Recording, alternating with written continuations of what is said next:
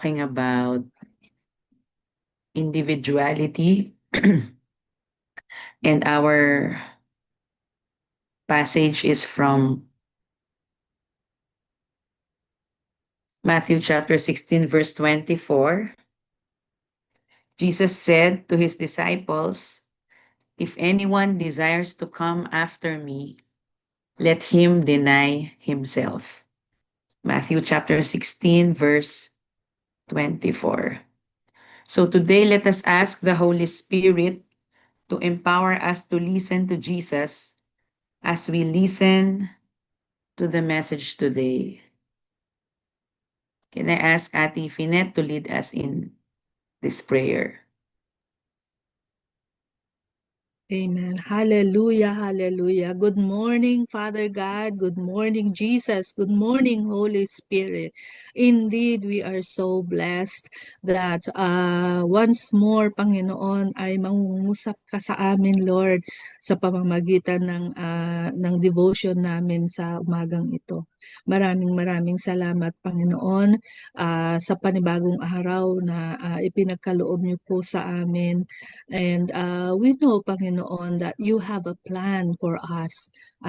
Your word says in Jeremiah 29:11, for you know that the Lord has plans to prosper, to give hope, to give us good future and not to harm us.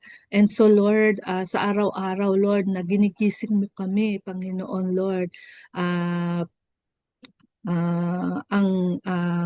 amin pong kinasasabikan, Lord, is that for you, Lord, to unfold before us ang inyo pong plano, Panginoon, sa amin, particularly sa araw na ito. And Lord, what a blessing, oh God, that we are starting the day already, Panginoon, Lord, being here in your presence and receiving, Panginoon, Lord, as you reveal to us, Panginoon, yung plan mo sa amin sa umagang ito. So Lord, we pray right now, Holy Spirit, to empower us as we listen to God's message to us, and as we receive it now with open hearts and open minds and open spirits, oh God, and of course not just to put it in our heads, not just to listen to it, Lord, but most importantly is that we may live it out, oh God, that we may put it into action as we continue, oh God, to trust in your powers, in your leading and guidance of Holy Spirit. Lord, i-bless mo si Pastor Joanne as she delivers to us this message, and of course, be in our midst, and as we meditate on your words. Maraming salamat, O God, that your presence, Holy Spirit, is already here with us. In Jesus' name we pray. Amen. Amen. Amen. Individuality is the hard outer layer surrounding the inner spiritual life. Individuality shoves others aside, separating and isolating people. We see it as the primary characteristics of a child, and rightly so.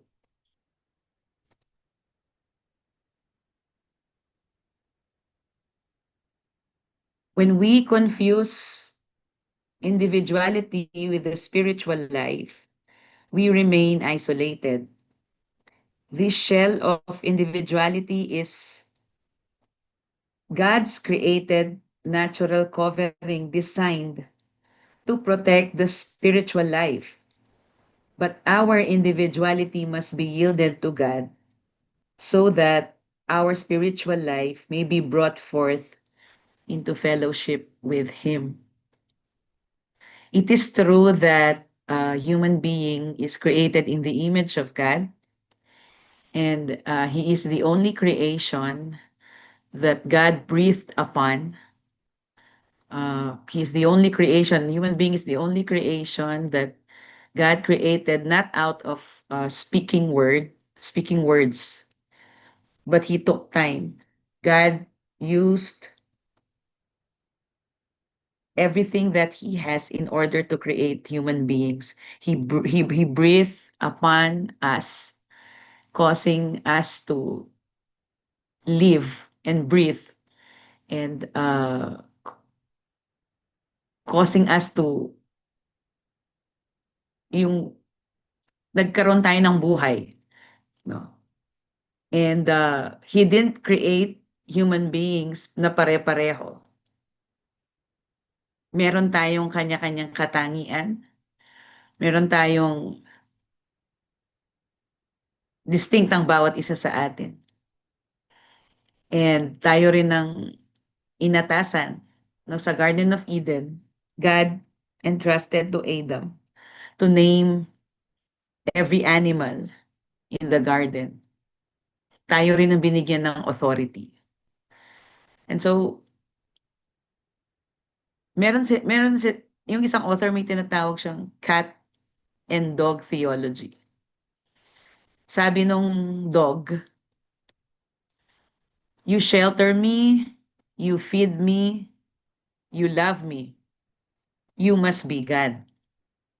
Sabi naman nung cat, you shelter me, you feed me, you love me. I must be God. There is a tendency for every human being, just like what happened in the Garden of Eden, to look at his or her individuality, his uniqueness, uh, the way he or she has been created,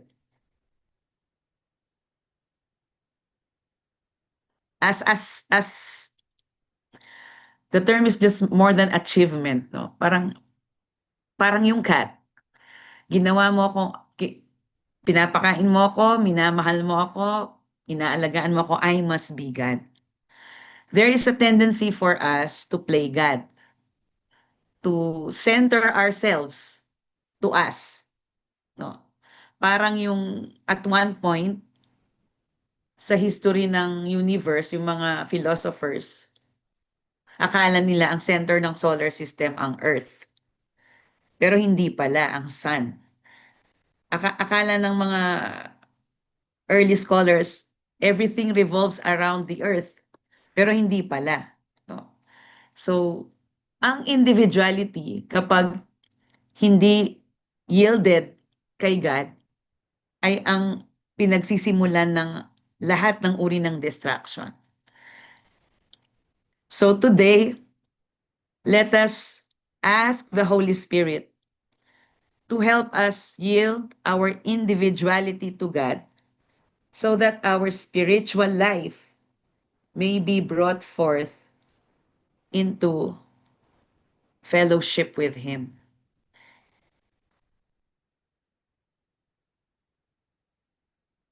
So can I just ask everyone to unmute? Let us ask the Holy Spirit to help us yield our individuality to God so that our individuality will draw us closer to God, not to ourselves. Sige, those who can, let us just unmute.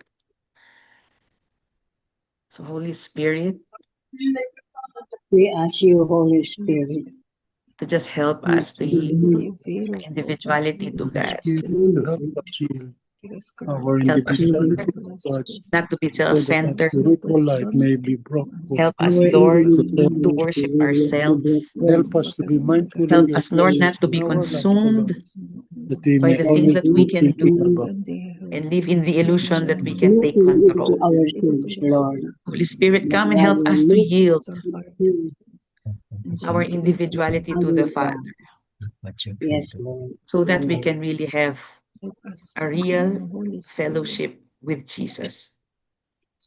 Amen. Amen.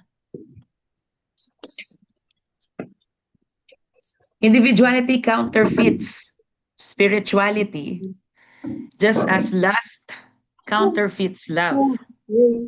God. God God designed human nature for himself, but individuality corrupts that human nature for its own purposes. Again, we go back to the Garden of Eden.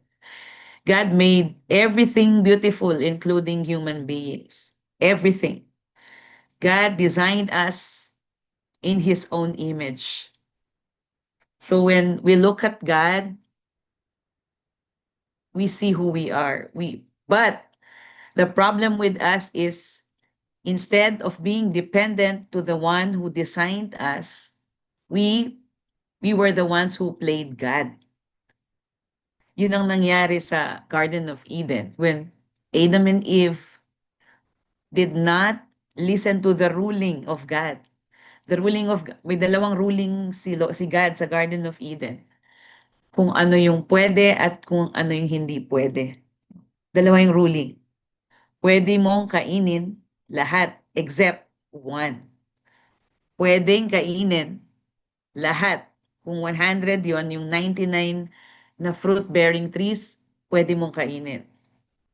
Pero except one, hindi mo pwedeng kainin ang isa. So dalawa yung ruling. Pwede at hindi pwede. Ang nagbigay ng ruling, si God. Bakit siya yung nagbigay ng ruling? Because He is the one who created everything. Nakikita o hindi nakikita ni Adam and Eve, God is the one who designed and created everything. He's the one who knows the flow of everything, the DNA of everything. Pero kailan pumasok yung destruction? Kailan pumasok yung eternal death? When human beings took their creation, no? Tayo ginawang kawangis ni Lord, pero ang ginawa natin, we played God. Anong ibig sabihin nun? When the serpent told Adam and Eve to eat the forbidden fruit, they forgot, or they did not forget, but ang ginawa nila, naniwala sila na, oh, maganda naman sa paningin namin yung fruit eh. And in fact, it will awaken us, no? It will, we will be, maybe pag kinain namin, magiging mas better version kami. And so, kinuha ni Adam and Eve ang ruling. We are created to rule, pero in submission to the real ruler, who is God Himself. So, ang nangyari is, Adam and Eve decided to define things on their own. In fact, yung nangyari sa Garden of Eden, nangyayari sa generation natin. Ang punot dulo ng lahat ng uri ng corruption, destruction, death, broken relationship, broken lives, is our illusion that we can do life without God. We can, no? In fact, kahit Kristiyano tayo, madalas nating sinasabi, help yourself, di ba? If you will not help yourself, who else will help you? If you are a Christian, you don't believe in that statement that you can help yourself. That's why we needed a Savior. Jesus needed to come because we cannot help ourselves. Ang sabi ni Jonathan Edwards, the only contribution that we contributed in our salvation is sin that made it necessary. God designed human nature for Himself. So if we are not going to live for God, this life is doomed to eternal damnation, eternal destruction, eternal death. We're not just talking about temporary distraction na pwede mong ma-overcome sa pamamagitan ng pag-iisip ng positive, no? If you are a believer, you don't just settle to thinking positive. You want to think biblical. You want to think biblical because thinking positive will draw you back to thinking negative. So our individuality should draw us to the truth that everything that we have, all the good things that we have, and even our weaknesses, sabi ni Paul kay God, tanggalin mo yung thorn in my flesh. Anong sabi ni Jesus sa kanya? My grace is sufficient for you, for my power is made perfect in your weakness. It's all about the grace of God, the power of God, the work of God, and us surrendering to that design. Because if we're not going to bow down to the way God has designed us, if we're not going to bow down to the designer, we are doomed to eternal destruction, eternal damnation. So, the characteristics of individuality are independence and self will. We hinder our spiritual growth more than any other way by continually asserting our individuality. If you say, I can't believe, it is because your individuality is blocking the way. Individuality can never believe.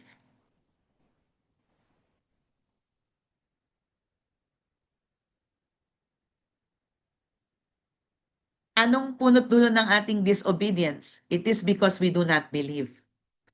Oh. Pag sinabi ng Bible, husbands, love your wives. Wives, respect your husband. Children, obey your parents. Anong punot dulo ng brokenness? When we do not live according to the ways of God. We do not live according to the ways of God because we do not believe.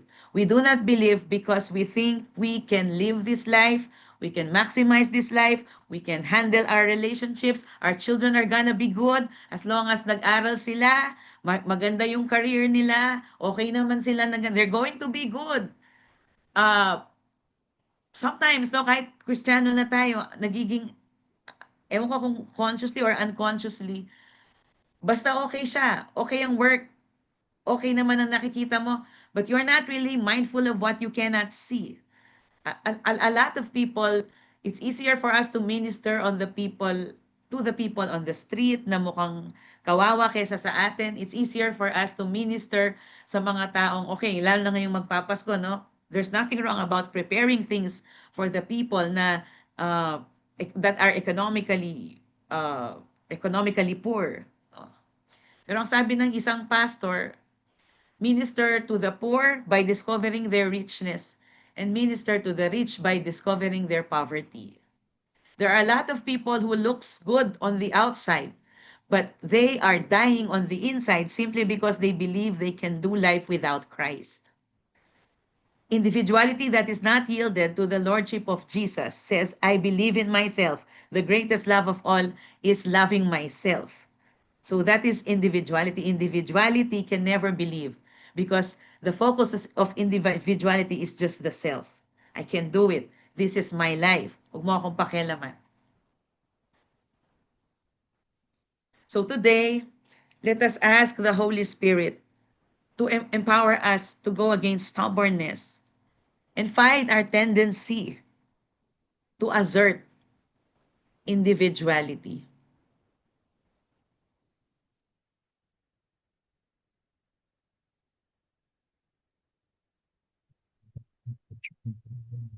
Can I ask Pastor David to lead us in this prayer point? Our dear Holy Spirit, we thank you for giving us the many opportunities and chances to get back to you. We thank you, Lord God, for the richness and powerful messages you always make available to us.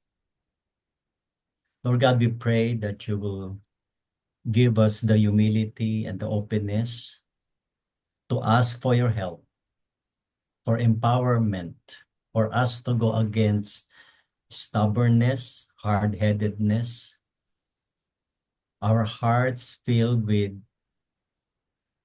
about who we are, what can we have, what we have. Lord, deliver us from all tendencies to assert ourselves. Holy Spirit, deliver us from all sorts of negativity. Even, Lord God, deliver us from the spirit of too much dependence on ourselves. Lord God, reverse everything, Lord God, so that our lives, our heart and mind, soul, even bodies, Lord God, will depend on you alone. In Jesus' name, amen. Amen.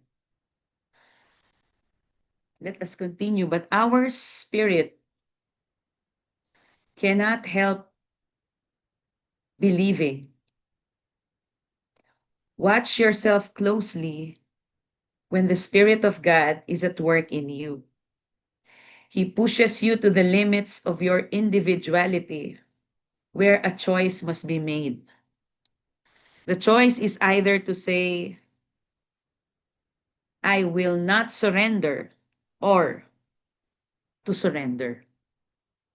Breaking the hard shell of individuality, which allows the spiritual life to emerge. In the world, when you surrender, you are a loser. But in the kingdom of God, when we surrender to the Lordship of Jesus, we win. That's why meron tayong hymn, di ba? I surrender all. Bakit all? Because kahit isang aspeto lang ng buhay natin ang dependent tayo sa sarili natin nang wala ang Lordship ni Jesus sa atin, it will destroy us. The reason why Jesus is inviting us to an exclusive relationship. Our relationship with Jesus must be exclusive so that we can be inclusive to others. So the reason why Jesus is inviting us to come to Him, to surrender our lives to Him, is because outside Jesus, there is no life.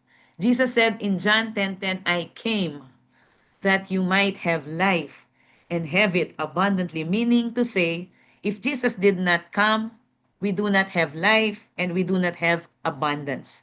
Everything that we have is like parang nakapanood ka ng fireworks. Ang ganda, but in a snap, wala na. Ganun lang, no? Makikita mo yung fireworks, maa-amaze ka as long as nakikita mo. Pero after 1 minute, pag wala na yung mga lights, tapos na, madilim na ulit. At tama rin ang kanta na, I am a flower quickly fading. Here today, gone tomorrow. So, stop asserting yourself. Stop proving what you can do. The Lord is calling us not to be image conscious because on the first place, wala naman tayong image na ipagmamalaki. Unless we come to a point na wala naman tayong image na ipagmamalaki, we are all sinners. The Bible says that all have sinned and fall short of the glory of God. But praise God, because if anyone is in Christ, he or she is a new creation. When did we become a new creation? When we are in Christ. If Christ did not come, there is no life.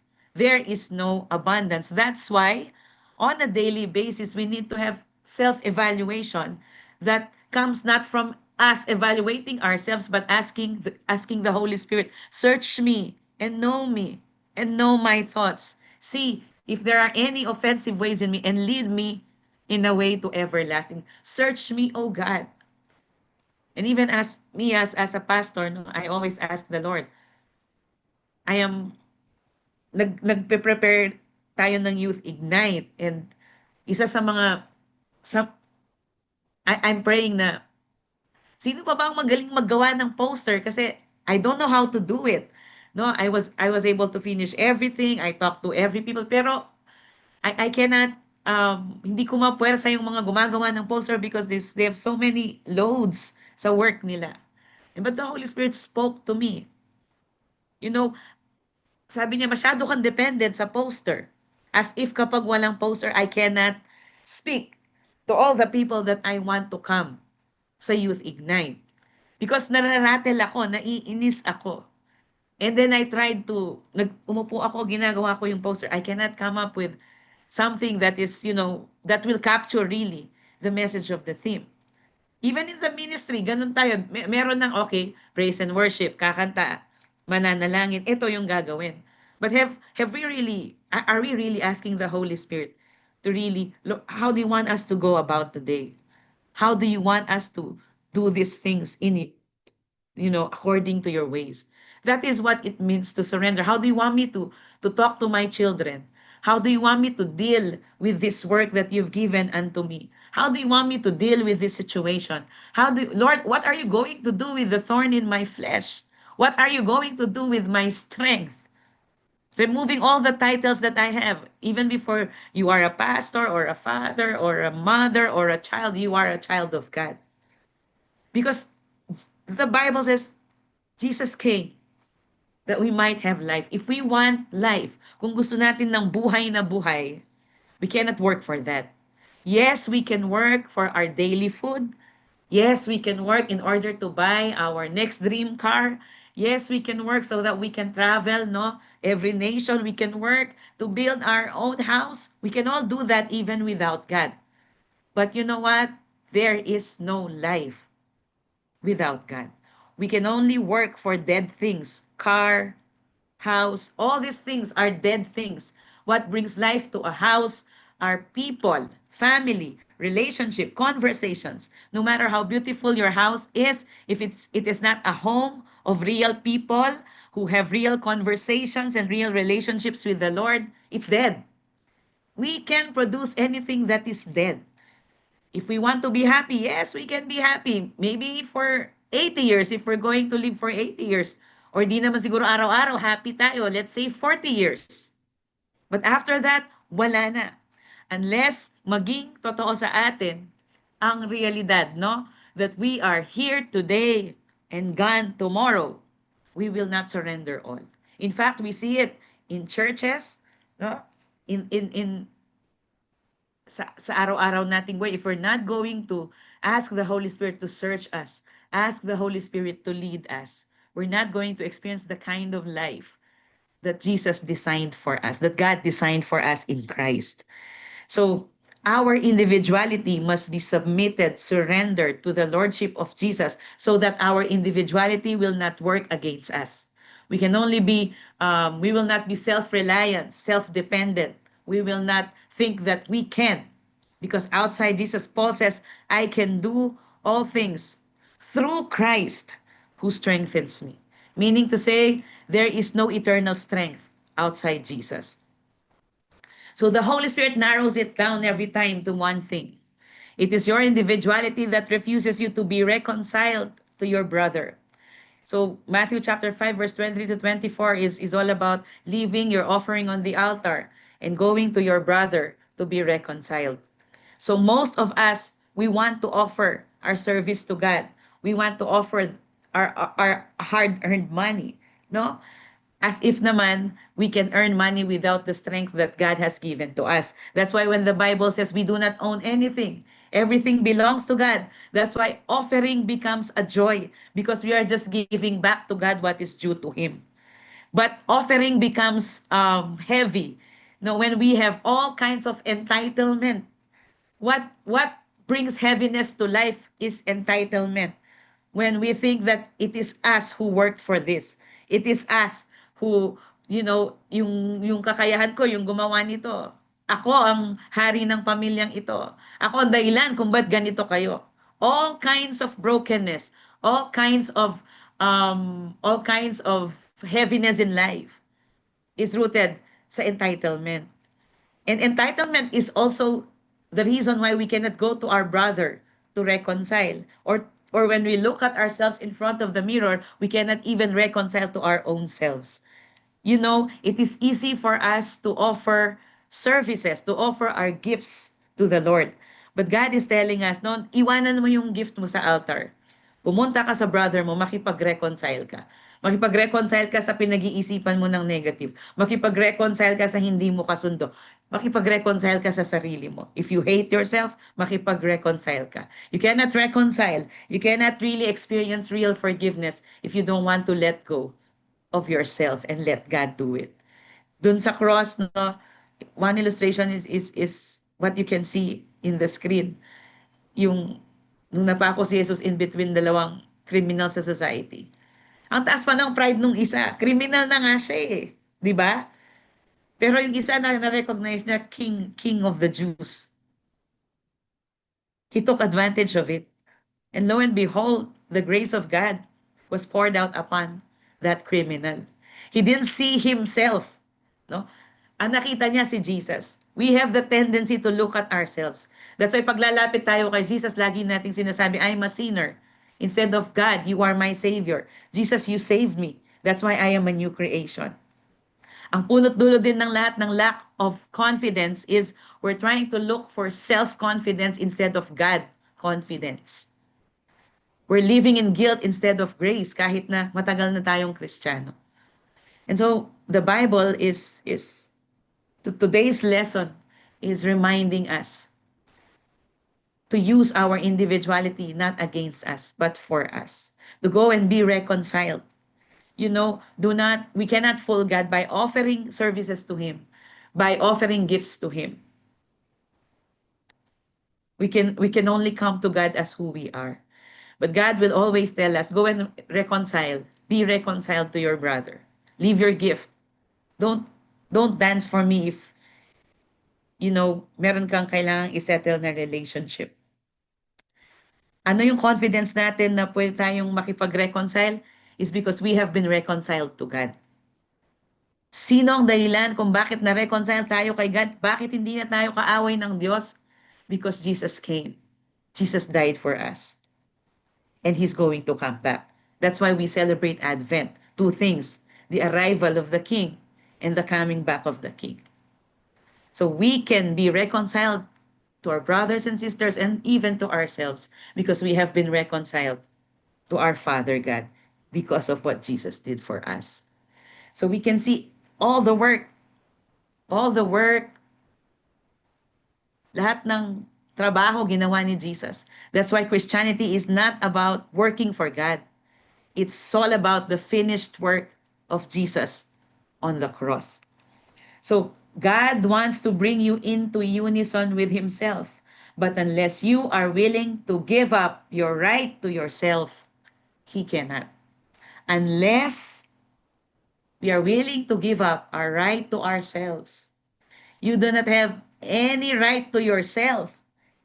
Kaya hindi mo pwedeng sabihin, huwag mo akong pakialaman, kilala ko ang sarili ko. Hindi totoo yun. Hindi mo kilala ang sarili mo unless you get to know Jesus. Our relationship with Jesus will determine all our relationships with other people, including our relationship with ourselves.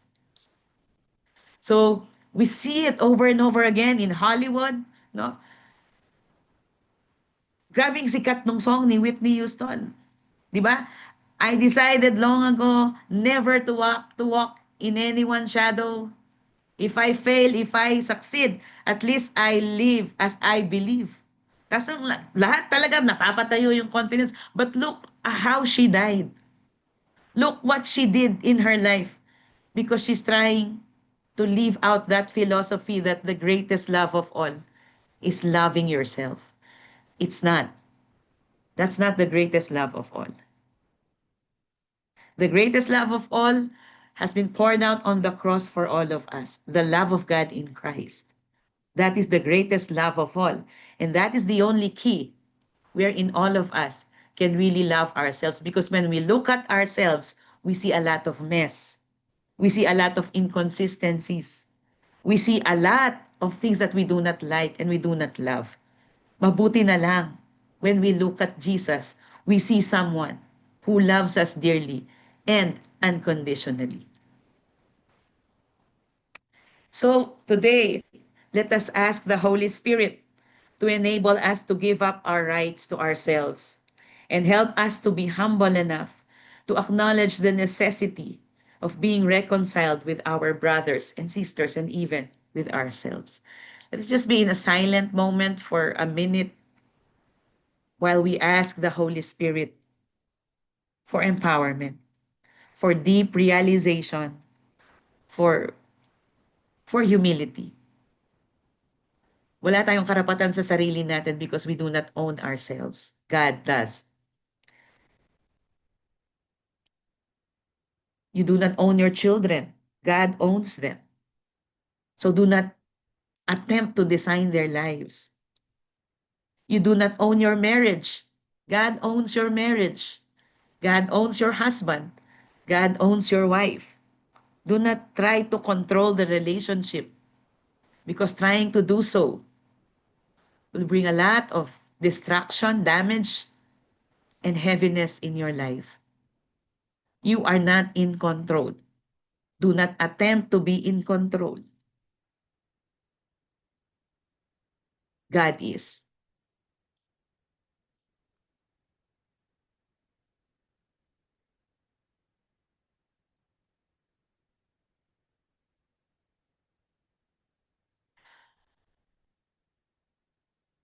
Oh, Holy Spirit, come. Search our hearts and know our thoughts. If you can see any form of pride, come and melt every kind of pride in our lives. Come, Holy Spirit,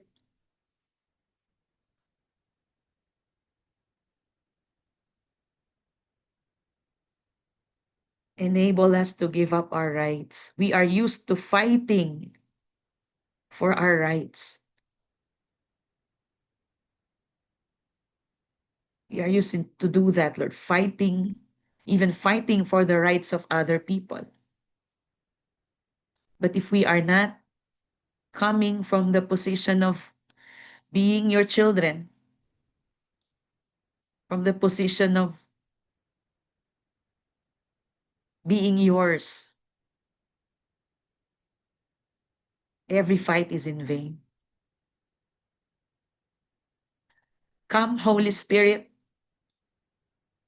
and help us to understand what it means to give up our rights to ourselves, our rights to our children, to marriages, to ministries.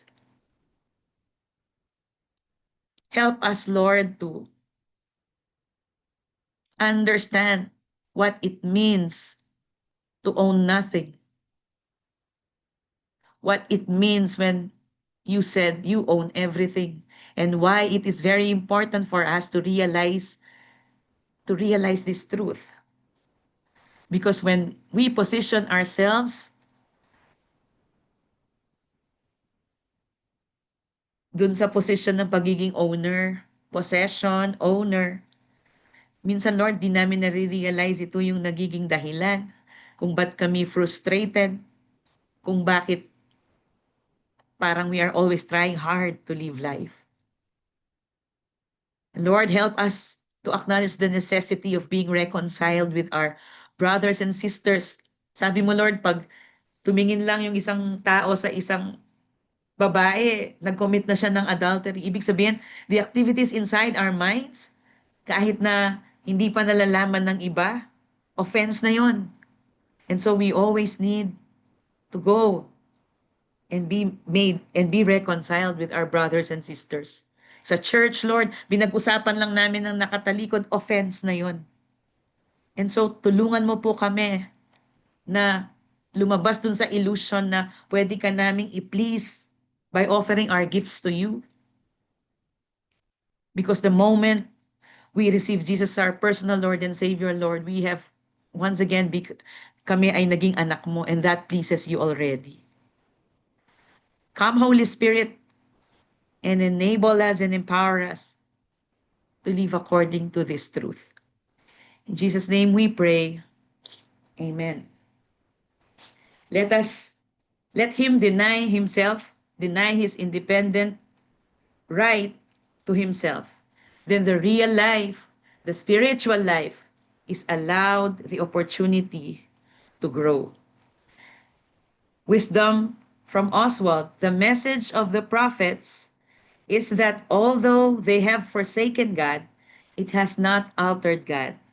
The Apostle Paul emphasizes the same truth, that God remains God even when we are unfaithful. Never interpret God as changing with our changes. He never does. There is no variableness in him. For further for the last prayer point, let us ask the Holy Spirit to lead us to break our hard-headedness until the real life, the spiritual life, is allowed the opportunity to grow. And for our more readings regarding this topic, Hosea chapter 5 to 8 and Revelations chapter 2.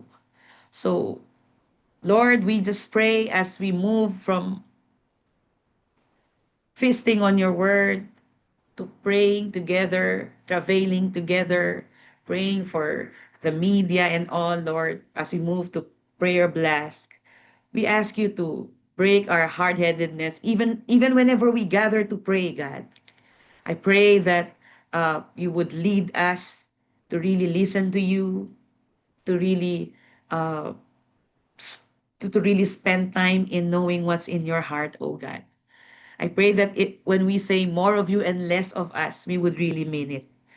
Because Christianity is not more of us.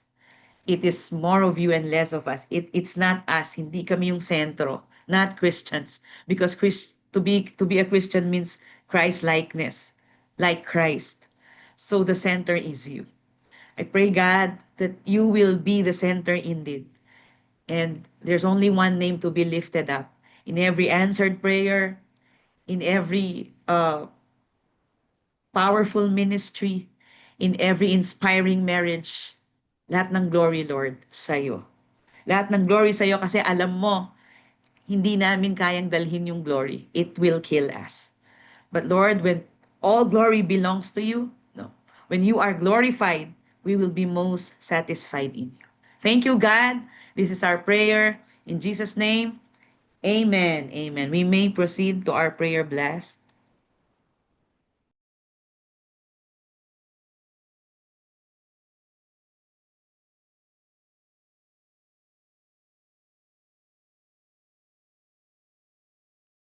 Thank you, Pastor Joanne, for allowing yourself to minister to us once again.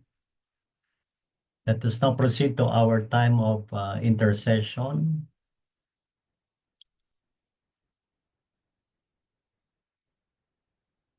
In our time of reporting our praises to God, let us focus on what God did to us, not what we did. Let us focus on the works of the Lord. Yung accomplishment niya, hindi yung accomplishment natin. Kasi yung na-accomplish naman natin ay lahat ay galing sa ating Panginoon. Kaya again, sabi sa Psalm 9:1, I will praise you, Lord, with all my heart. I will tell of all the wonderful things you have done, what God has done. No? Lahat naman na nagagawa natin ay lahat galing kay Lord. So we have 10 minutes to share your praise report, answered prayers, or prayers still being answered. So kindly unmute and share your praise report more on what God has done. No? Paano nagpakilala si God sa ating buhay. Who would like to go first sa ating pasasalamat at pagpupuri sa Diyos?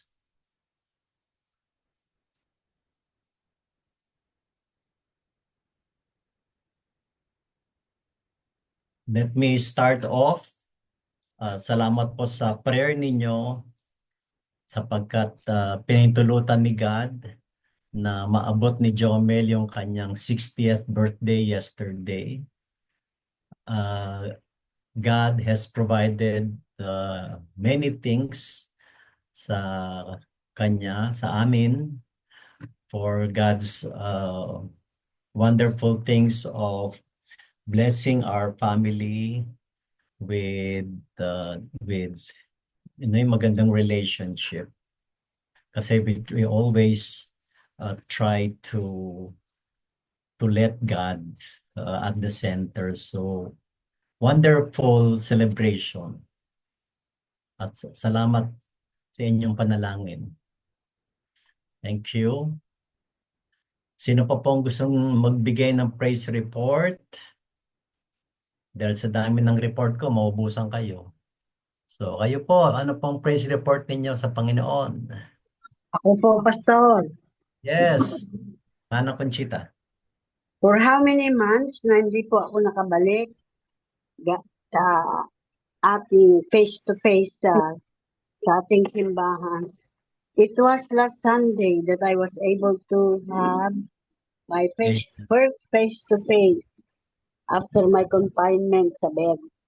Okay, so I praise God for such opportunity that was given to me last Sunday.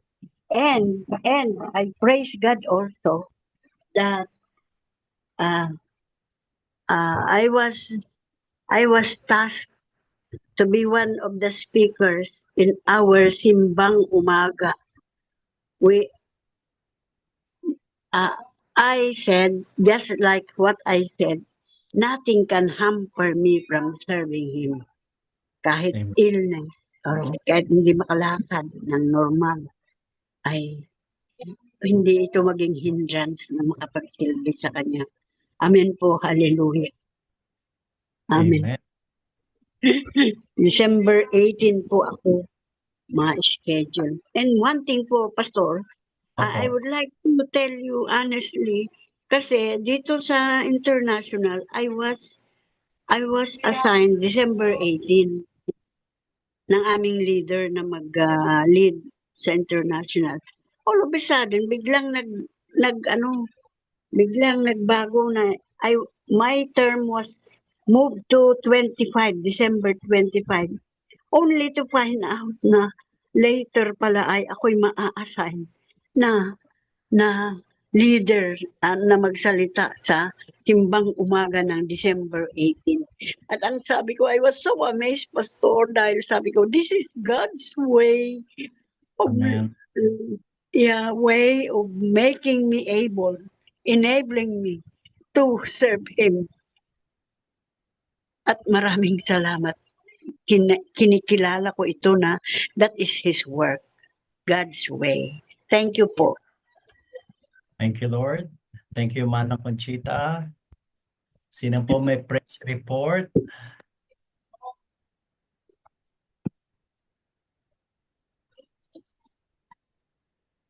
Ano po ang ginawa ng Diyos sa inyong buhay?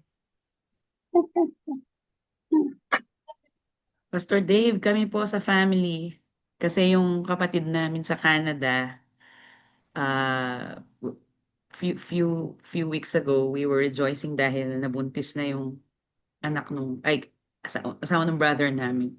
First baby supposedly. But last week, pinalita, nagkaroon ng miscarriage. So, we were really praying. Of course, that is something that is painful for all of us, especially sa kapatid namin. But we praise God kasi ang daming evidences that the Lord is sustaining them, the Lord is healing them, the Lord is helping them to accept what happened and then moving on to expecting that the Lord has another plan. So we can see evidences of healing, evidences of moving on, and nagiging totoo sa family yung you give and take away, my heart will choose to say, Lord, blessed be your name. So yun po yung aking praise report. Natutuwa ako sa nakikita kong evidences of healing, especially sa kapatid ko at sa kanyang asawa. Thank you. Know the name of your brother and Savior, tagapagligtas. Hindi, Savior. Ang tawag namin sa kanya, Bong. Bong. Tsaka si Joanna. Yan. Juana. Sige po, sama natin mamaya sa prayer natin. Mr. Dave, Yes, Brother Virgil. kamusta ka na? Ito ang praise report ko. Yung pong kilala niyo naman si Ate Olive, natapos po yung isang isang test. Praise God po, ang result was negative. Wala pong nakuhang lahat. Pero may isa pa natitira eh. Yung po pag-pray natin na the same result po ang mangyari. Yun lang po. Thank you. Praise report po. Ang bait po ng Panginoon natin. God is so good. Amen. He is so good.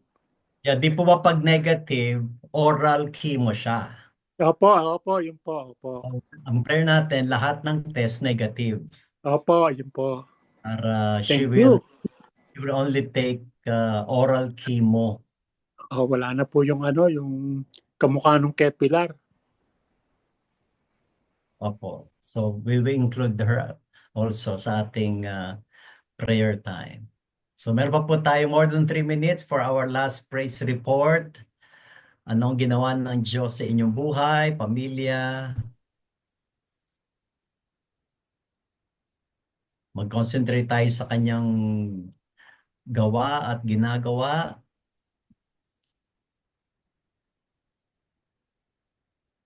Kung wala na po, ay tayo po ay magpasalamat sa Panginoon. Tayo ay manalangin, Panginoon, katulad ng idiniklara ni David, Panginoon, na pupurihin ka namin, Panginoon, sa aming mga puso dahil sa mga magaganda at mga kagilagilalas na gawa ninyo sa aming buhay. Panginoon, ang aming pagpapasalamat ay hindi lamang sa mga bagay na natanggap namin o mga bagay na maganda, ko hindi kami rin ay nagpapasalamat sapagkat ang aming paniniwala at ang aming conviction ay kumikilos pa rin kayo, Panginoon, sa mga bagay na hindi maganda. Dahil sa iyo lahat maganda, Panginoon. Kaya lang namin nasasabing hindi maganda dahil ang tingin namin ay sa aming sarili.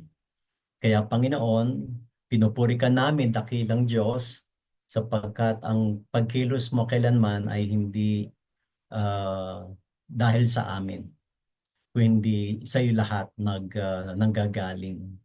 Panginoon, tanggapin mo ang aming pasasalamat at sa marami pang pasasalamat na aming ihahandog sa iyo, Panginoon.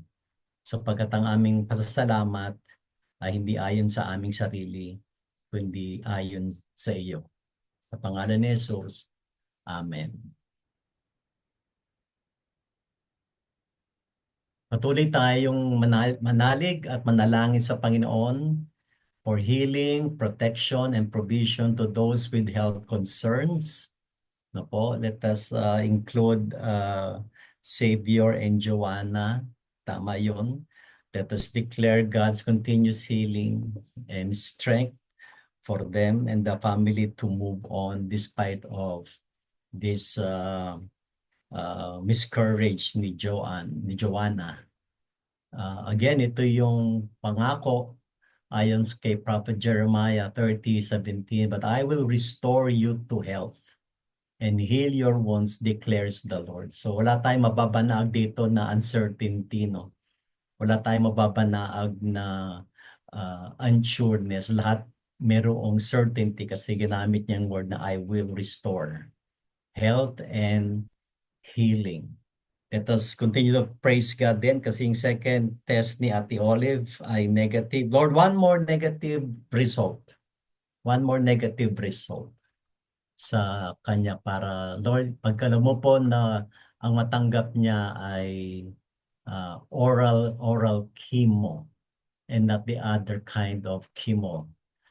Sige po, meron po tayong 1 minute to ask God for His power to heal, restore, provide, and protect. Tayo po yung manalangin. Supernatural. We praise you, Panginoon. Thank you, Lord God. That you are the God who heals, Panginoon. the God who restores, who brings back gifts to Their the emotional right Lord, now. because we As have wellness, our wellness, We come against any form of healing. Panginoon, declare Let your your healing justice be upon each God's works. sit on their negative results at this. Lord, salamat. Negative na Lord, result. we Praise see you, you. Lord. Now we Pray for declare every person may in do it again, suffering. Father. We Declare your declare restoration. na negative result mo dahil sa kanyang isang test, O God. At may your will be done, O God, sa buhay niya. As you always have. Lord, we declare also healing, Panginoon, restoration, Lord. kay Savior at kay Joanna, Panginoon. You know ang faith nila sa imo. In Amen. Jesus' name. Amen. Mga kapatid, I want to share with you na ang bago nilagay ni Lord sa heart ko as your prayer leader every Thursday is every week we're going to pray for a particular church that is being persecuted. So, ito po yung ating prayer for persecuted church, which is Jordan. Ito po ay galing sa World Methodist Evangelism. Christians in Jordan are our focus this week as we continue to pray for our sisters and brothers who face persecution for their faith. Most Christians in Jordan belong to Orthodox or Roman Catholic churches and enjoy a significant level of religious freedom. However, they can face employment discrimination and restriction against public preaching. Converts from Islam risk beatings, arrest, and even death for openly sharing their faith. Christians involved in evangelism or helping converts often face threats and daily obstructions. Compared to other Middle Eastern countries, Christians in Jordan live in relative security under King Abdallah's leadership, which tolerates and somewhat supports recognized churches. However, the state to some extent monitors Christian communities and can harass unrecognized churches, especially those that evangelize. Despite Jordan's image as a tolerant nation, radicalized Sunnis and returning jihadists pose a threat to Christians. The level of persecution in Jordan is generally the same all over the country, although social control is likely to be higher in rural areas. The south of the country is also known to be more conservatively Islamic. Although there has been no major shift in how Christians are treated in Jordan, more are now considering leaving due to concerns over political stability and severe economic issues, especially following the Gaza-Israel conflict, which has further strained Jordan's economy. Meanwhile, there is a noticeable trend toward greater Islamic conservatism and increased support for Hamas, driven largely by the civilian death toll in Gaza. This shift has spurred widespread boycotts of international brands and heightened the visibility of Islam, with some individuals distancing themselves from Christians, partly due to perceived neutrality of some on Israel. The state continued to monitor all Christian communities to some extent, with unrecognized churches facing possible harassment, especially those involved in mission work. Converts from Islam can face significant pressure, and that has not improved or, thankfully, gotten worse. How can we pray for Jordan? For 3 minutes po, 1 minute per item. 1, let us thank God that many Christians in Jordan are free to worship. Let us ask the Lord to make their worship a sign of light and hope for the whole region. 2, pray for converts from Islam in Jordan. Their faith in Jesus can make them a target for abuse and even attack. 3, ask God to bless the monarchy of Jordan and help them to see the hope of Jesus in the lives of Jordanian believers. Let us pray po. If you can unmute, let us pray for Jordan. We thank you.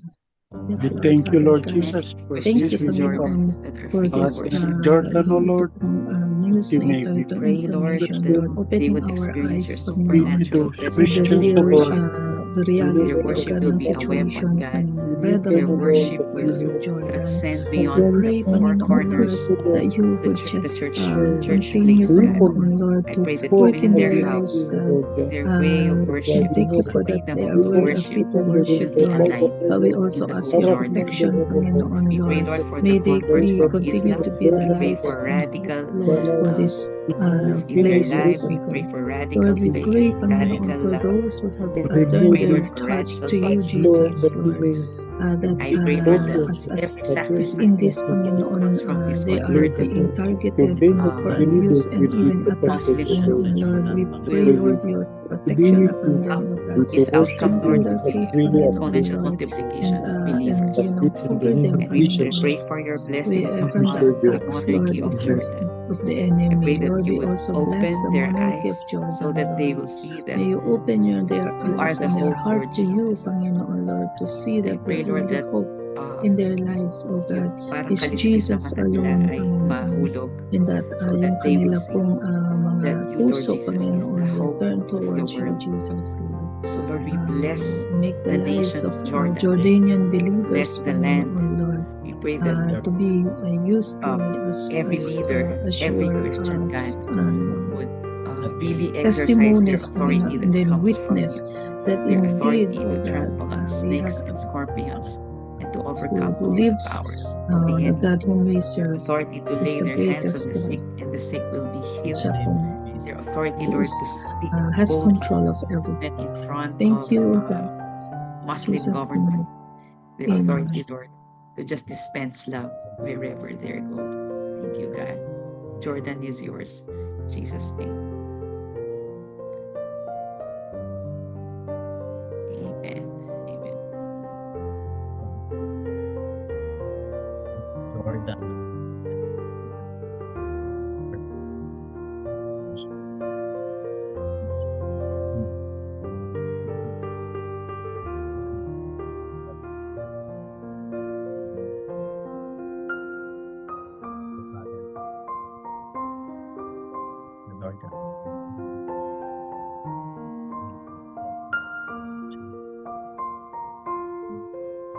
Pray for us.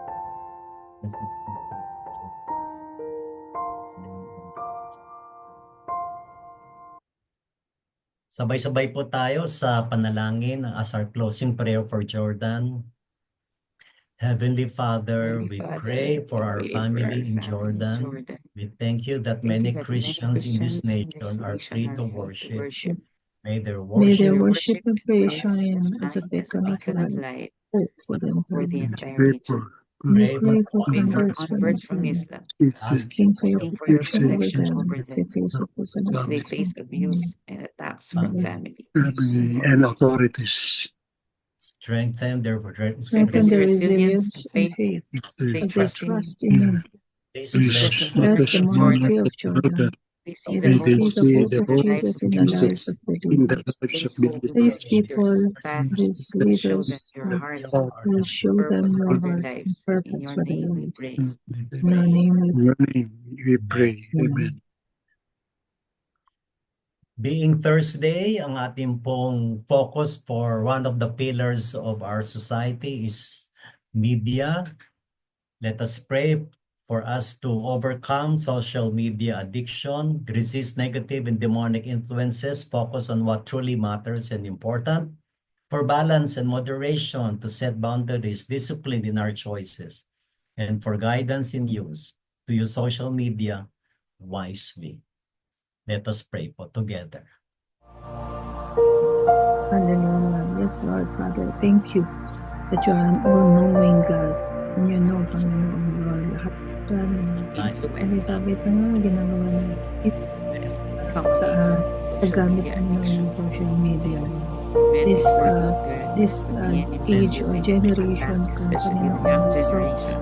connected Pray for through parents, Lord, to rise and train their children internet, through in doing digitalization, traditional oh God, activities technology. that will help them Thank be you, Lord, nurtured sa and mga flourish, God. blessings na ito, Lord. It's a Social way of media, us connecting to each other, oh God, and not sharing against them, your word, oh God, to but others. for their advantage. Also, Panginoon, we pray, God, Holy social Spirit, media to guide addiction, us, Lord, and give we us pray, that Lord, discipline, oh God, parents will raise up using fighting paano namin for the lives of their wisely, children. oh God, that give us the power, oh God, to set boundaries and discipline choices. In Jesus' name. Amen. Meron po bang magbe-birthday this week? Mag-anniversary? Mukhang wala po. Let us pray for blessing kay Pastor Joanne, especially yung kanyang pong leadership sa gaganaping Ignite this coming December 27 hanggang 29 na po, and of course her family. May I request Brother Virgil, pwede po ba yung panalangin niyo si Pastor Joanne and we will agree with you? Opo, Give opo. hands toward her. Kay Pastor Joanne. Gracious Heavenly Father, we come to you this wonderful Thursday morning, praising you and thanking you for all the goodness and blessings that you have given us, O Lord Father God. We lift up our sister, Pastor Joanne, O Lord, on her devotion to you, in serving you, and being faithful to you, O Lord, in all what she's been doing for the propagation of your words, O Lord. Lord Jesus, we lift her up, that you will be always with her, O Lord. Bless her family, her loved ones, everyone, O Lord, in her family. O Lord, we ask also that you guide her on this coming December 27, that she will be the leader of this gathering of youth. They call it Ignite, O Lord.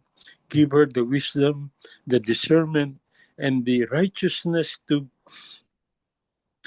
impart whatever words you have in her, that we will be able, those children, all those people with them, will be able to know you more, our God. Lord Jesus, we pray for her health and her protection, O Lord, that she may be always with protection by your hollow of your hands and by the blood of your powerful blood, O Lord. Encircle her always by your mighty and hallowed hands, O Lord. We ask this in the name of Jesus Christ, our Master and Savior. Bless Pastor Joanne, Lord God. Bless her always. Amen. Amen. Amen. Amen. Together, let us pray the prayer taught by Jesus. Our Father, who Art in In heaven, heaven, thy name, thy thy name, kingdom the come, kingdom Thy come, kingdom come, thy will be earth, done be on done earth as it is earth in as in it heaven. is in heaven. heaven. Give give us us this this day day our daily Daily bread, bread. and as forgive we us Forgive our us trespasses, as we as we forgive them forgive Forgive those those who that trespass trespass against against us. us. lead And us lead not us lead into not us Lead us not into not into into temptation, temptation, temptation. but deliver us from deliver Deliver us us from from evil. for evil. thine is the For kingdom, Thine thine is is the the the kingdom, the kingdom, power, and the power, glory, and Power, the forever glory, and ever. ever. Amen. Amen. Amen. Let us receive God's benediction through Ephesians 3:17 to 19. And may Christ dwell in your hearts through faith, so that you, being rooted and grounded in love, may have strength to comprehend with all the saints what is the breadth and length and height and depth, and to know the love of Christ that surpasses knowledge, that you may be filled with all the fullness of God. In the name of the Father, Son, and Holy Spirit. Amen and amen. Amen. Amen. Shalom, Amen. everyone. Shalom. Amen. Shalom. Shalom. Thank you, Pastor Thank Joe. you, Thank you, Pastor everyone. Thank Joanne. you, Pastor.